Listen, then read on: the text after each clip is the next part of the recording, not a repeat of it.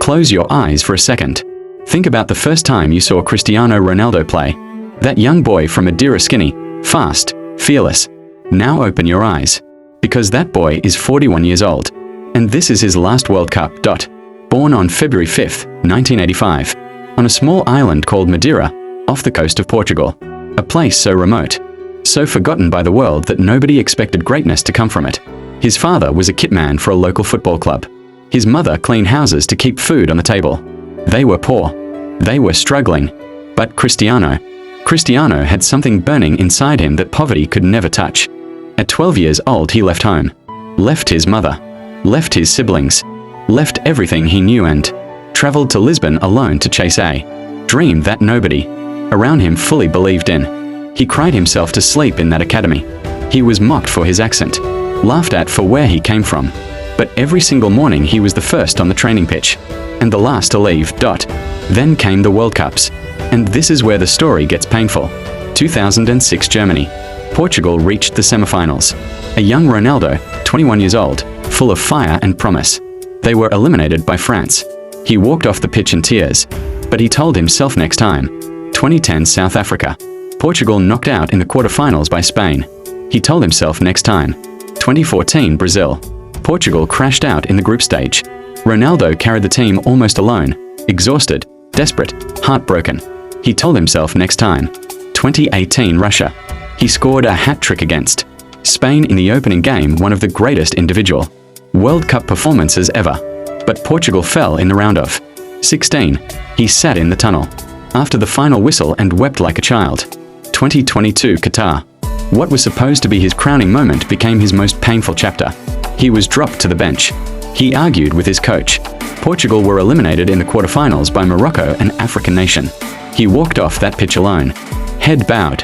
A man who had everything except the one trophy that defines a legacy. And yet here he is. FIFA World Cup 2026.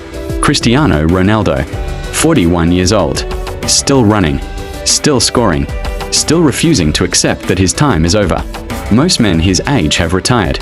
Most men his age are commentators, coaches, watching from the stands. But Ronaldo is still lacing up his boots, still putting on that Portugal jersey, still chasing the one thing that has escaped him his entire career. People laugh. Critics say he is finished. Pundits say he is selfish. They say Portugal would be better without him.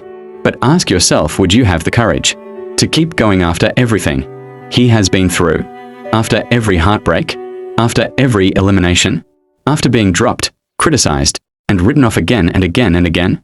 That is not weakness. That is the definition of a warrior.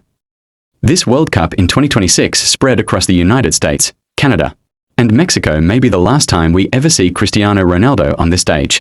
The last time he pulls on that number 7 jersey in a World Cup match.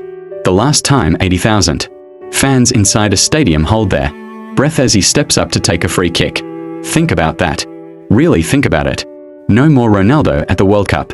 No more celebration. No more that chest-puffed, fist-clenched roar after a goal. No more of that face, that burning, unstoppable hunger staring down the goalkeeper. When this tournament ends, whether Portugal win or lose, a chapter of football closes forever. And the world will never be the same. 900+ career goals, 5 Ballon d'Or awards, Champions League titles with 3 different clubs, Premier League, La Liga, Serie A. He won everything everywhere he went. But the World Cup remained the mountain he could never climb. And maybe, just maybe, 2026 is where it finally happens. Maybe this is where the story gets its ending. The ending it always deserved. Or maybe it ends in heartbreak again. Maybe he walks off the pitch one final time, head down, tears falling, the trophy still out of reach. Either way, what Cristiano Ronaldo has given this sport, this world, these fans can never be taken away. Ever. This is not just a football story. This is a human story. A story of sacrifice, pain, hunger, and an unbreakable will to be great. This is Ronaldo's last dance. And whether it ends in glory or heartbreak, we are privileged to witness it.